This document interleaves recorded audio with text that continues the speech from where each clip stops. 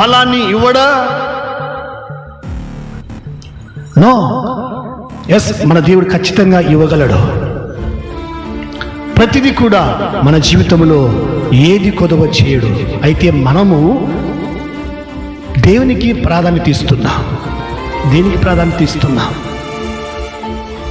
దేవునికి ఇస్తున్నామా, లేకపోతే మన ఇంటికి, మన ఒంటికి, మన సంసారానికి, ఉద్యోగానికి, వ్యాపారానికి, చదువుకు, లేకపోతే ఇంకా వగైరా దేనికని ఇస్తున్నామా?